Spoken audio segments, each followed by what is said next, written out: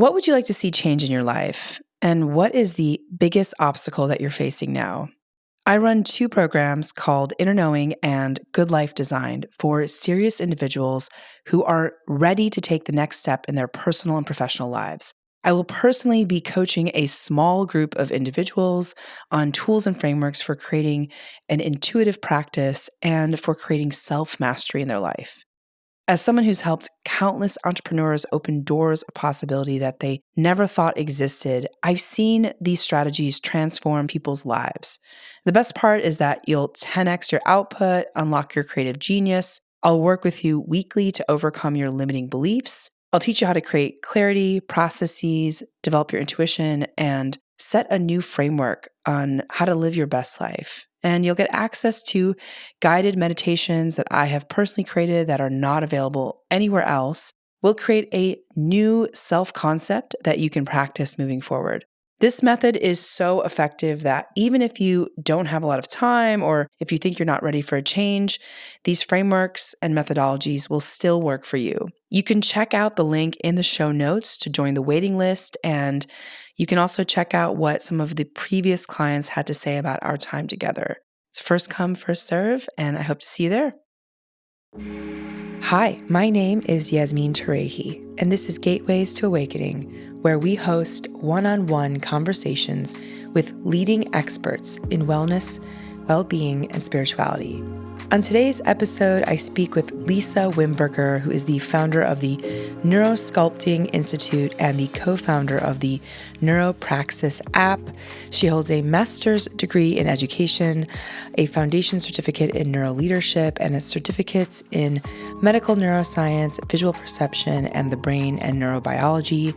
She's the author of 7 books on neuroplasticity and stress management, including New Beliefs, New Brain, Free Yourself from Stress and Fear, and Neurosculpting, a whole brain approach to heal trauma, rewrite limiting beliefs, and find wholeness.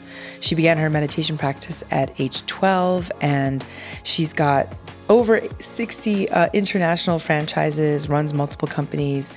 I'm so excited to welcome Lisa to the show. I actually saw her talk in action at a conference a couple months ago and was really moved by her methodology. So welcome to the show, Lisa. Yeah, thanks for having me, Yasmin. We had such great conversation at that conference that I was just so excited to talk to you again. Yes, definitely. So Lisa, to kick it off, can you tell us what is neuroplasticity and, why do so many people experience these like fight or freeze symptoms when they're under a lot of stress?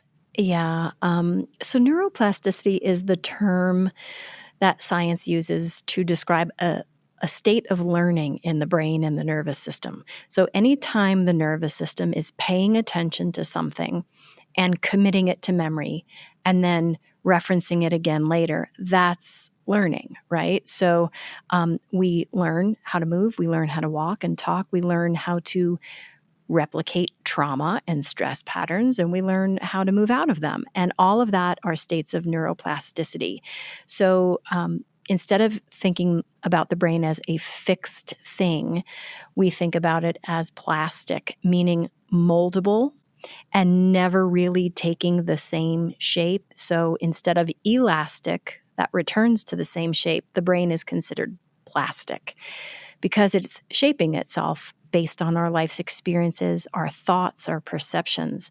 And this is true not just for the brain in our skull, but for the entire central nervous system, which includes the spinal column and the way the nerves talk to the muscles and the organs of the body. So you can consider the entire body in a state of learning that sometimes is very heightened, and you're very receptive to learning a pattern or replicating a pattern. And sometimes we're not so receptive, in which case we're not very neuroplastic. And life influences these different states, our diet, our relationships, our thoughts. And so why it's so easy to get stuck in a stress response like a fight, flee, or even freeze is because these responses are self-protective. And the most important thing to the survival of our species is self-protection. So when we engage in self-protection, whether it's self-protection from something the environment has for us, something dangerous in the environment, or whether it's self-protection against a perception or an assumption, right? We can go into self-protection mode when we're assuming something bad's going to happen. The brain doesn't know the difference between what's really happening and what is perception, and it moves into self-protection, and the nervous system pays attention. And it says, our self-protection patterns have been accessed. These are our most primal, life-saving patterns. This must be important. And it values that self-protection moment as highly important and worth remembering. And so we store that in the body, and it gets easier and easier to access that remembered self-protection pattern, even when we're not really in danger. And it's all because the nervous system is neuroplastically learning. So a lot to unpack from that, and I'm really curious, how you can shift out of this state of remembrance and learning, especially when it's not serving you. So I'm curious what your thoughts are on that. That is the golden question, right? This is the thing we're all searching for. We're all searching for an intentional way to evolve to our best self.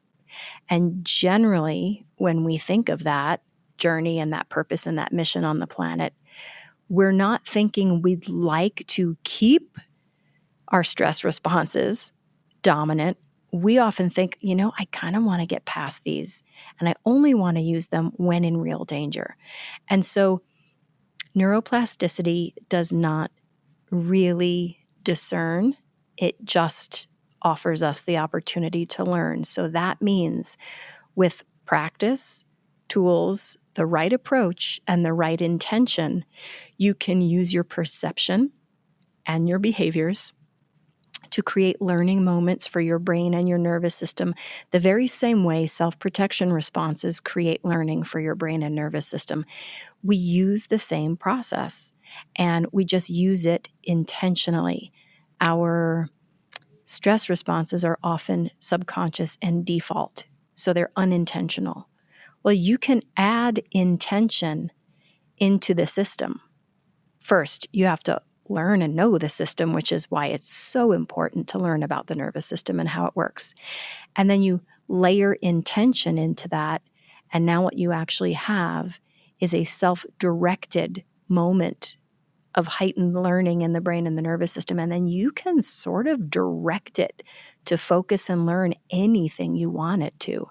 And there's lots of techniques for that, but it really starts with to every single one of you listening right now, it starts with this. You are in a body. That body requires a set of conditions to be met in order for it to relax, feel safe, calm down, and learn something new. And unless and until you know that language, you're going to be unintentional, and you're going to feel sometimes like life beats you up. But when you know the mechanisms of the nervous system and you can apply specific intention and practices, you start to feel empowered even when life is unfair. And believe me, I understand life is unfair, more unfair for various populations, and that is the truth of life, the sad truth of life. But the empowering truth is that neuroplasticity can change your response to all of that, and it's really a set of practices and some education and really simple, strategic kinds of meditations. Amazing. Yeah. And I want to go into the 5-step process for neurosculpting, which is a term I believe that you coined. Can you talk to us about this 5-step process and how we can apply it in our day-to-day life? Yeah. So we teach this 5 steps inside the container of meditation. So we will teach a very regimented 15 to 20-minute meditation practice. We guide it, and embedded in this practice are 5 steps that the user, the listener, doesn't really notice, right? It's the guidance of it that is adhering to the 5 steps. But the receiver's just listening to a really fun story. But here's what's happening in that story. We are getting your brain and your nervous system very receptive. Not entirely unlike hypnosis, but this is not hypnosis. So the first step we do is we spend 3 or so minutes helping your midbrain dial down a little bit. So we start to soften your resistance. And this is very simply done by asking you to focus on very consistent, predictable, supportive things that make you comfortable. We know that there is a measurable decrease in stress response centers of the brain when we are orienting ourselves to a comfortable environment. So we just spend 3 minutes marinating in that. And what that does is it starts to dial down activity in the midbrain. The next thing we want to do is really juice up focused attention. This is very different than other meditations where you clear your mind. We are not clearing the mind. And some of you are saying, yay. I'm saying, yay. We're not clearing the mind. We're actually anchoring you into focused attention while you are relaxed. That is an amazing combination. That is the combination gold standard for very receptive learning. If you can be relaxed and focused, that's gold. So in order to get you focused after the first 3 minutes of relaxation and comfort, we activate your prefrontal cortex. And we do that. That's the front of the brain. And we do that very simply by giving the front of the brain all the things it gets very excited about. It gets very excited to think about silly, ridiculous, humorous thoughts. It gets very activated when it has to think about curiosity and wonder and amazement. So for the, I would say, minutes like 4 through 6 of the meditation, we're asking you to think of really silly things that mean absolutely nothing. But we're really recruiting focused attention in the front of the brain. So I may ask the listener to think about what a cloud might taste like if it were a flavor of ice cream. And the front of the brain is going to get very aroused by this curious thought. So after about 6 minutes of orienting to comfort and thinking fun, silly thoughts, your brain is actually induced. It's induced to a very specific condition, the condition of heightened learning. This is exactly what we want. It's a primer. So what does the brain prime itself for? Well, it primes itself to learn a new pattern or unlearn an old pattern. And because it is conditioned and primed in just 6 minutes or less, it's ready. It's ready to engage in discovery in a way that helps you calmly find a limiting or stressful pattern and unwind it, or excitedly create a brand new pattern you'd like to embed into your memory. And we do that in a very specific, playful way. This is step 3. So this is minutes, let's say 7 through, 14, 15, right? And in these 7 or so minutes, we're just telling you a story. And we're telling you a story so that both sides of your brain get very engaged in a bilateral experience. So in order to do that, I'm going to spell words. I'm going to ask you to think of lists. I might say numbers so that your logical, literal minded part of your brain gets engaged. And then I'm going to invite you to think of colors and textures and abstract symbols to get your very symbolic side of the brain engaged. So in this way, As I tell you the story of your STRESS, I may ask you to list a few words that describe that STRESS. And then I may ask you to imagine if that stress were a particular color or shape, what could that be? And so really what I'm doing is I've primed your brain. Well, actually, you've primed your brain. And now you're discovering a relationship to your stress that is bilaterally engaged.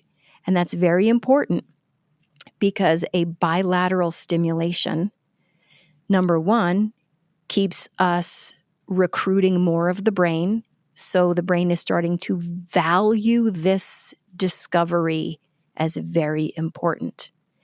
Number two, it keeps you from falling into a reliving of that stress. We don't want to relive it. We don't want to rehash it. We don't want to reinforce it. And the only way to do that is to make sure we are toggling back and forth across the midline of the brain, experiencing it in a way we've never experienced it before, so it can't possibly be relived. And in this way, neurosculpting does its best job at keeping you out of your trauma and stress while allowing the nervous system to look at it from as far or as close as is comfortable for you. And then in steps 4 and 5, we invite a body awareness. We do a body scan, and you get to experience where your body is responding to these colors, these words, these textures. And we use your prefrontal cortex, creative mind, once again, to imagine something playful and comfortable that you can do with those colors or textures to minimize them. And then we use breath to anchor you into your body. And once your body perceives a shift, even if you don't feel one, if your mind perceives one, that is a new imprint, a new pattern, so to speak. And so we have you anchor into that with a hand gesture and then a word. So steps 4 and 5 are somatic and linguistic. So what we've done in a 20-minute time frame is we've primed the brain. We've gently escorted you into your nervous system to renegotiate a pattern that's been with you for a long time. We do it safely. We do it at your comfort level. And then you anchor into the edit or the shift so that the thing you remember is that you've shifted it. So that the next time this pattern comes up, it's slightly shifted. It's not volume 10, it's volume 9.5. And then the next time you shift it and this pattern comes up, it's not a 9.5, it's a 9. And so over time, you incrementally change the relationship to the pattern. And it sounds complicated sometimes when I explain it, but it is the most laser-targeted, efficient system I have experienced. Now, of course, I haven't experienced everything, but I've experienced a lot of modalities to try to get me out of my trauma, and nothing, absolutely nothing has worked for me like this process. And it was a process I had to create because nothing worked and I was dying. Yeah, absolutely. So I want to go back to a couple of things you said, Lisa. So you talked about bilateral movement. We have about 70 plus countries listening into the show. So I just want to make sure people understand some of the language that you're using. Can you tell folks what that means, the bilateral movement? So the brain has two sides. It has a left side and a right side. They are independent. They are connected by cabling.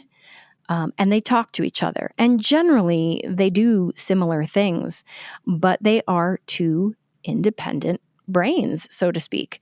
So when we lateralize, meaning when we use one side more dominantly, we tend to start to view the world in a very imbalanced way, right? So we could be the kind of people that view the world only logically, and we leave no room for symbolism and intuition, right? That can feel imbalanced. Or we can be the other way. We can view the world very metaphorically and symbolically and ignore logic. that's not balanced either. So when we cross the midline of the brain and we activate both left and right side, we are getting more of the brain involved in a more holistic way.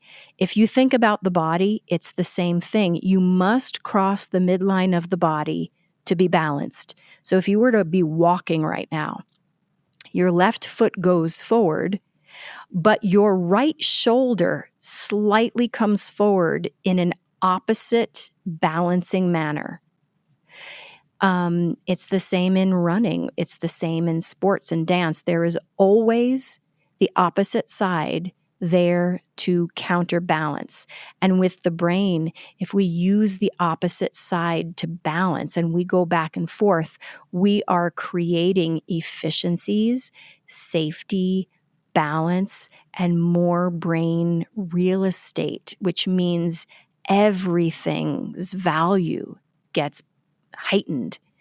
And so it's a great way to add value and balance to the thought process, the meditation process, to the physical process, and to the process of moving and dancing and playing sports and all of these things. Got it. Amazing. Okay, cool. So, and what about, why do so many other practices get this wrong? You speak about this being a very specific process to really calm down the nervous system, and how not, all meditation, for example, is applicable to every single person, since we all have very different responses. Yes. So, yeah, can you talk to us about like what so many other practices get wrong? Yeah. Oh my goodness. Yes. I have very specific thoughts. Okay. So most of us would agree that meditation, the word and the concept, is positioned as a way to calm down. Would you agree with that? Yes. Okay. So that's beautiful, but that is only necessary when the body is too aroused. And so there are 3 stress responses, right? Fight, flee, which represents arousal. In those cases, sure, relaxation meditation is amazing. Mindfulness is amazing. You should relax because you're too aroused. But we also can freeze. And all humans have this option. And many of us default to freeze. Well, freeze is not arousal in the body. Freeze is the extreme dampening of arousal.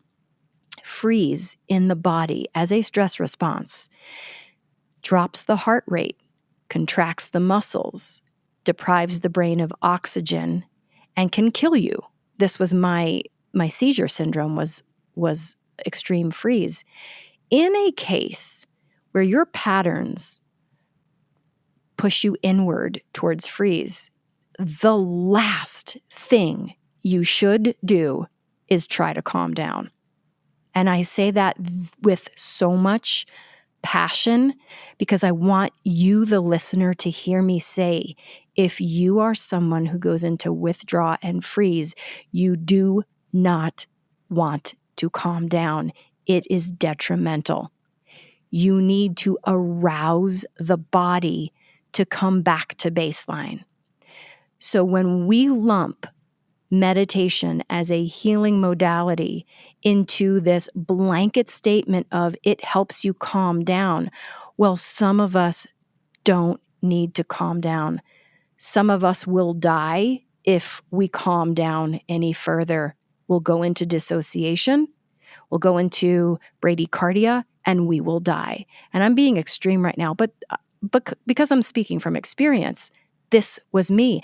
I've been meditating since I was 12. I'm 53. Most of those years was with relaxation meditations, metaphysical meditations, and transcendental meditation. And all of them were designed to calm me down. And I was dying. My seizures were getting worse. They were putting me into cardiac arrest. I was flatlining. I was being resuscitated. And it wasn't until I learned the language of my nervous system and realized, oh my goodness, I've been using the wrong kind of meditation for what my body's set of conditions was begging for. It was begging for arousal so that my heart could beat faster because it needed to, so that my brain could oxygenate. And this is my soapbox, my little speech around this, right? You have to use the right tool for the right job. When you're aroused, yes, go reach for relaxation meditation. When you are paralyzed in freeze, or you're acting like you're dissociated or withdrawn or you're numb, you should not be relaxing. So powerful. And this is something that I've never heard before. And when I heard you speak about this at the conference, I was just really moved by it because, for people that are frozen, I think that's usually the go-to is to go meditate and become even more relaxed, which is not what people who freeze need. No, and the other thing about people who freeze, and I can't speak for everyone who freezes, but I'll speak for myself. When I would freeze, it's like endorphins, it's like anesthesia, it's like numbing, it's like a desensitizing drug almost. And I could dissociate very well. So I had a very high pain tolerance because I could dissociate from pain. So I could tolerate a lot. I could stay looking calm all the time, not because I was calm, but because I was so dissociated that I couldn't feel. And when you can't feel, you can't express. So people who withdraw and freeze, they look calm, they remain quiet, they remain what seems like they're grounded, but doesn't feel like that on the inside, and they start to go numb.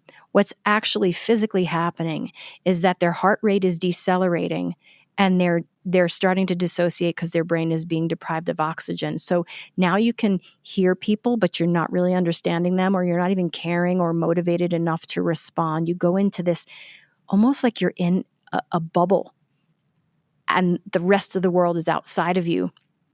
And this is a fantastic thing when your body's in real pain. This is what animals do when they get caught by the tiger. They activate this endorphin freeze response so they don't feel their death. And we do this as humans. So we get into these spaces, and the way back home to health is to start to feel the body again, to arouse the body into its felt sense. And that means the heart rate has to come back up, the brain has to come back online, and the awareness has to stop dissociating. And you layer a meditation that says, why don't you just float away from your body and pretend it doesn't exist? You give one of those to someone really good at freeze. That's, for me, that was like asking me to do what I already did really well and giving me permission to continue to dissociate and call it something noble, like, well, I'm meditating. Well, no, I was just continuing to dissociate. I do use relaxation meditation when I'm aroused because sometimes my body is too agitated, but it's not my default. My default is I need neurosculpting because I go freeze much easier than I go into arousal. And what can someone do for arousal during the day? Like, let's say they're at work. There's so many things that you can do. I like to give things that work for both arousal and freeze so that you don't really have to think about it too much. So this is my little toolbox right now I'm going to share with you. When you are either too agitated or too frozen, you are going to experience contraction in the muscles, right? It's going to feel different. In one, it's going to feel like you've got your foot on the brake of the car and your foot on the gas, and you've got that really alive, contracted feeling. That's arousal. When you're frozen, you can feel immobilized and paralyzed. That's a different kind of contraction. But either way, your muscles are playing the game. And so the fastest way to bring yourself back to baseline, no matter where you are in that spectrum, is to soften the muscles And the fastest way I know how to do that is to shake my body wildly. Now, you mentioned being at work. Well, you might not want to do this at work in the conference room, but you can go to the bathroom and close the door and shake for 30 seconds wildly, uncontrollably. So it's not a pretty kind of shaking. It's a twitch. It's a wave that moves over your body. And you start this process and you do it for 30 seconds. And what you may feel after just 30 seconds is that you can exhale. If you're too aroused, you start to exhale. If you're frozen, you suddenly start to feel your body in the ground. It brings you back to baseline. And this is technically called neurogenic tremoring. And it's a gift of regulation that all mammal bodies have access to. Humans forget to do this because it looks silly or it's awkward. Animals don't forget. The dog will go twitch and shake when it's got too much fear running through its system. It will shake out the contraction in the muscles because once the muscles are soft, they send a signal back through the nerve, through the peripheral nerves, back through the spinal column up to the brain, and soft muscles say to the brain, "Hey, we're good. Danger is gone. We're soft." And the brain regulates itself. So this is my go-to 30-second intervention, and I do this as many times a day as I need to. It's a reset, and it's not a metaphor. It is a literal nervous system regulation protocol. And do you do this every single day, Lisa? Mm-hmm. I will shake just even when I think I don't need it. I shake because I can feel my body moving back to homeostasis from wherever it might have been. And it just feels so, it's a combination of embodied and alive, but soft, calm, and rested.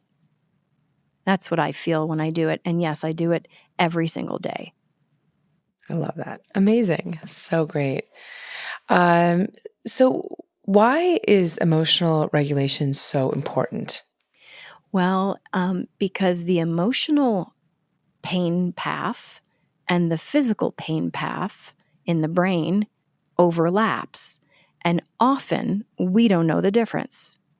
So if you don't have emotional regulation, then you do not have physical regulation, and vice versa. You know this by your own personal experience. When I say you, I mean every single one of you listening. You know when your body is hurt, your emotional well-being suffers. You're less forgiving. You're more agitated. You may even spiral into depression. Nothing has happened to your brain.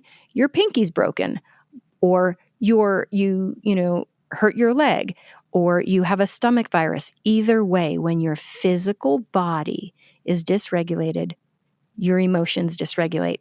The reverse is true. So I look at emotions as one side of the spectrum. The physical body is the other side, and it's one spectrum. So without emotional regulation, you're going to work harder to have a healthy body. And without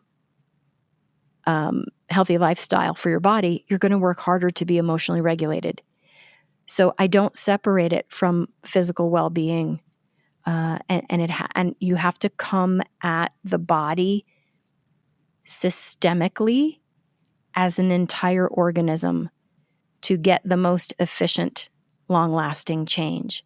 And if I keep everything separated, emotions are one thing, physical health is another thing, thoughts are yet another thing, spirituality is another thing. If I view it like that, I would still be chasing a cure for my seizures. But the moment I started viewing my body as an organism made of integrated systems and stopped separating and siloing out head versus heart, emotions versus physicality, and started listening to how those things talk to each other, I started healing. And the neurosculpting practice takes all of that into account. So Yeah, emotional regulation is going to speed up your recovery from any physical disease you have. And emotional dysregulation will keep you sick longer. And that's just the way it is. Wow. Wow, fascinating. So, Lisa, I want to talk about your journey. You alluded to it a little bit about your seizures, but can you tell us what attracted you to the space, and can you talk to us about your own experience? Yeah, so I had a traumatic incident on my birthday when I was 15. I always used the freeze response as my go-to, but it was normal freeze, like most people have. Well, at 15, I was hit by lightning, and my vagus nerve, which runs the length of the spinal column and pretty much lives in the brainstem, that nerve, which controls the freeze response, was just hyperactive after I was hit in the base of the spine by lightning. So I just fried my whole system. I started having seizures about a week after I was hit, and the seizures progressed. So by the time I was in my 20s, I was flatlining. It was determined that I was not epileptic. They didn't give me a diagnosis till my 30s. The diagnosis now would be vasovagal anoxic seizure disorder. And what that means is my freeze response was going haywire. So my stress response to the world was not controlled. It was out of control. Therefore, I was starting to freeze and go into self-protection at any and all stress environments. And my vagus nerve was dropping my heart rate so fast that my heart would stop.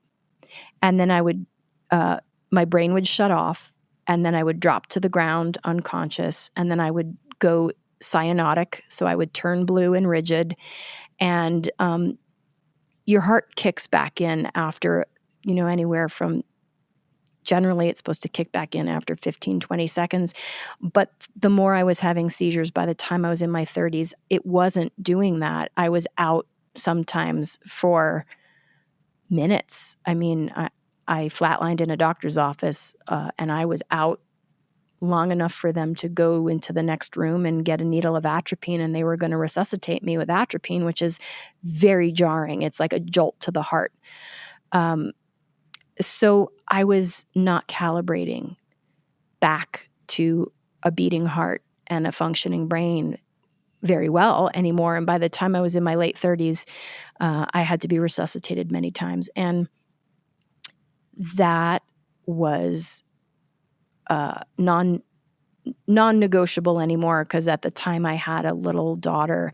I traumatized her incredibly by when she was 3, she watched me flatline in a food court. She watched me be resuscitated, and it damaged us. And the seizures were continuing, and I thought, I'm going to die, and she's 3, and I don't know what I'm supposed to do about this other than I have to fix it. And so I had been studying neuroscience for a couple years at that point to try to get a handle on these seizures. And it got to critical mass, and I figured out that this stress response pattern, since it wasn't epilepsy, then I could intervene and maybe unwind this pattern and re-entrain to a new pattern, a new stress response. Why not? I mean, I've got fight flee available to me. Why do I keep freezing like this? So I actually backwards engineered my decades of meditation practice, and I said, what is meditation missing here? Why is it not healing me? And that's when I realized, because it kept trying to calm me down. So I stripped my meditation practice, and I created this 5-step protocol for myself. And my goal was that I would do this entrainment meditation so often that I would train myself to have a different response to stress. So I did the steps, like I just told you. I marinated my midbrain in comfort. I activated my prefrontal cortex in funny, silly things. And then I told a story with bilateral stimulation. And the story was Next time I have a seizure coming and I could feel it and I have just a couple seconds to feel it, I practiced kicking, punching, screaming, biting in my meditation. So I was literally, there's a siren going by, how ironic. So I was literally in step 3 of the meditation, going through a rehearsal script while my brain was focused and learning that script. And so I practiced that every day for months, not knowing when another seizure would come and knowing that I don't know if this is going to work. I just know that I was pretty dead last time, and next time I'll be really dead. And so about 7 months later, another seizure came while I was driving the car. I don't recall driving. I thought I was the passenger. My husband, who was my boyfriend at the time, said I was driving, so I don't have accurate recollection there. And the seizure halo came, which is like that window of just a few seconds where you know you're going to seize. And my script kicked in on autopilot. I kicked, punched, screamed, and bit without knowing I was doing it. I had rehearsed it so well that my body reached for it. And guess what? My body reached for fight, flee instead of freeze.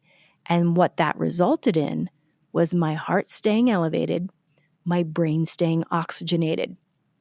And I did not seize.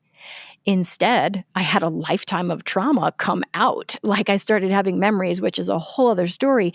But suffice to say, I overrode a learned autonomic pattern. And I overrode it in a way that kept me healthy. And I only could have done that because I studied what the nervous system needs and how to give it to my nervous system. I would be dead if I didn't. My daughter would have lost me at age 5 because the last seizure I ever had, no, she would have lost me at 4, was when she was 4. I had 3 that year and they took me out, and the last one did it for me. I had a fire of motivation. I was desperate. And when you're backed into a corner and the stakes are high enough, you can figure out anything. Yeah. Wow. That's amazing. I mean, I don't think I've heard of many people who have moved out of this like autonomic response to even like a trigger. That's really powerful, Lisa. Well, the amazing thing is that in the last 16 years, I have a number of clients who no longer have seizures with the exact same process. Wow. And so I can't claim it's a cure for anything because I'm not a medical doctor. But what I can say is that if you talk to my clients who came to me with seizures, who replicated my process, and they don't have seizures anymore, they will tell you it saved their lives. Wow. Amazing. Amazing. That's just amazing, Lisa. I'm so happy that you discovered this process and have shared it with others. Me too. Lisa, can you talk to us a little bit about your work with first responders and veterans and some of the ways that you have seen them transform? Yeah, that's a whole interesting journey. So right after I broke through my seizure and I knew they were gone for good, I sort of made a deal with whatever higher force you believe in, right? You can call it whatever you want. I made a deal with my creator. And that deal was, this process saved my life. I am now in service to it, and I will share it with those who need it to help them save their lives. And that was my mission. And I quit my job. I was a project manager at a very large consulting firm. And I quit my job and said, I need to teach this. And interestingly, around the same time, I have officers in my extended family, and they were a mess. They were the stereotype of the ugly kind of officer that you think of, the officer that goes out and drinks too much and it profiles people and is abusive, right? This was literally the person in my family. And he had these beautiful children, my cousins, and they were just beautiful children, and they were clinically depressed as kids and experiencing PTSD. And I thought, I have this process that can help someone out of their trauma patterns. And I'm using it with my little cousins. But if I could have used it with the father, I wouldn't have to have used it now with the children. So could I go to a very rich source of pain and help people who are stuck in these patterns so that the rest of the world benefits too? And my brain went to cops. And at the time, I did not have a positive association with cops. I had my personal association. But I went into my first agency. This was back in 2007. And I taught the first time I ever taught them was a room of 30 officers. I taught them these techniques because my thought was this: these people cannot regulate their emotions. They're stuck in trauma patterns, and they hold loaded guns. Mm-hmm. And they have their finger on the trigger of loaded guns. If ever there was a person that needed the most emotional regulation, it's someone holding a weapon.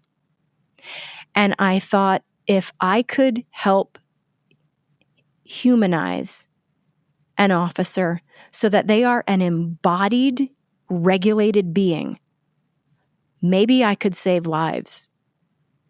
And so that was my mission. And after the first class and the first few meditations, and believe me, at that time, officers were not receptive to meditation. I couldn't even say the word, so I didn't. But after class, a number of them came to me crying and said, where were these techniques when I shot that person? Where were these techniques when my fellow officer committed suicide because he beat his wife when he was drunk? And I'm being totally honest. They were broken people. Not all of them, but the ones who came to me afterwards were broken. And now they were broken open and seeing a light at the end of the tunnel for how to get out of their habituated patterns. And that was the start of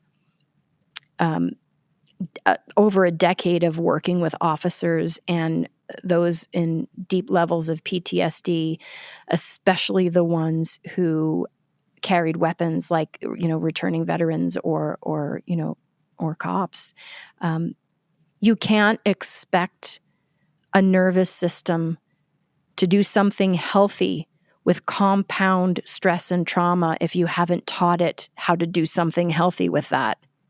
And that's what we do with officers, right? We expect them to be noble, good, grounded, and regulated. But if you look at the budgets of police departments, the budget's used for tactical training and weapons training. It is not used for emotional regulation. And so we have an expectation that is never met. And then we have officers who might start their career with the most noble of intentions to serve and protect. And in a very short time, with unmanageable levels of exposure to stress, showing up to homicide calls, showing up, working in crimes against children department will destroy the best of the best. You may feel really regulated right now. You may feel like you could even judge. But I promise you, if every day you saw horrific crimes against children, you might start to be a little bit jaded around human behavior.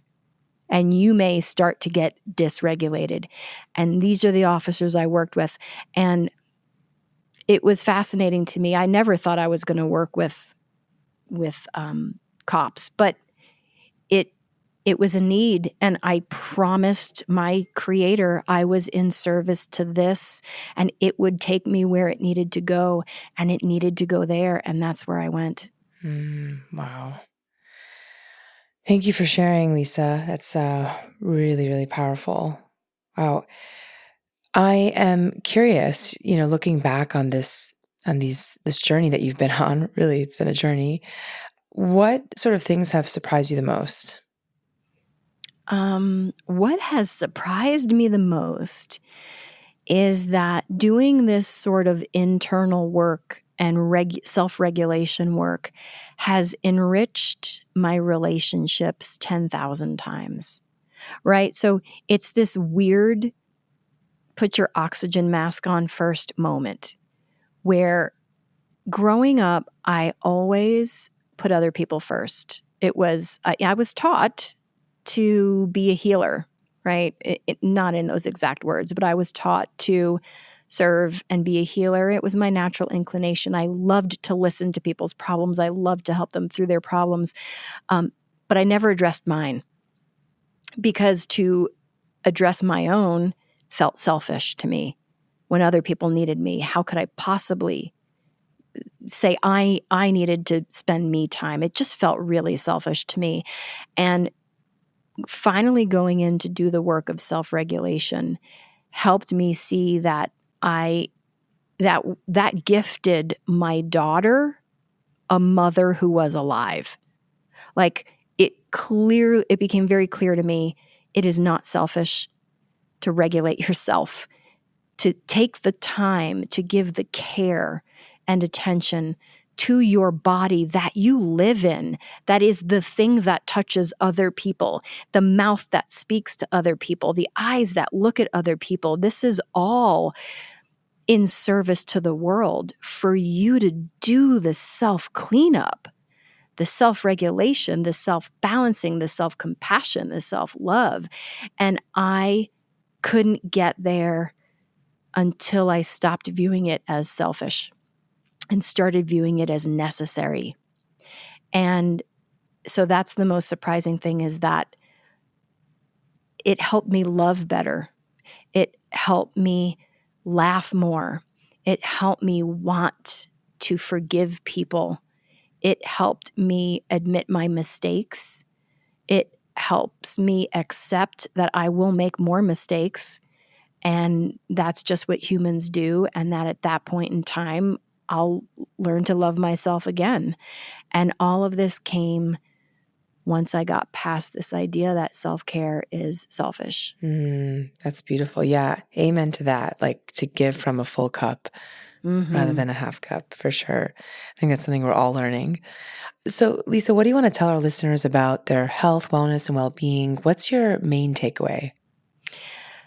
I would want you to take away an emotional nugget that you could replay in your head when things are really dark. Because you can get the tools anywhere. You can go to my website and get the tools. I want you to hold this thought. No matter how dark it is, no matter how badly you feel you have messed up or not measured up or hurt somebody or yourself, I want to tell you, you're not broken. And I know you're not broken because your brain is neuroplastic, which means with just a little work, it can create an entirely new set of patterns that become behaviors, that become beliefs about yourself. And you can reface yourself in a very short amount of time, so that when you look in the mirror, you see the person you want to see. You are never broken. If there's a brain in your head, you are not broken. Thank you so much, Lisa. And where can people learn more about you? Are there any resources or a website that you can point folks to? Yeah, neurosculpting.com. Lots of information, amazing online courses, amazing tools and resources. And then Instagram at Neurosculpting. Lots of really fun exercises and great content. And you can reach me through either of those channels. Amazing. Okay, great. We'll leave the link to your website in the show notes. And of course, people can purchase your books on Amazon and wherever they're sold. So thank you so much for your time, Lisa. This was so wonderful. I think a lot of people are going to benefit from this practice tremendously because I think a lot of people have dysregulated nervous systems, especially coming out of the pandemic.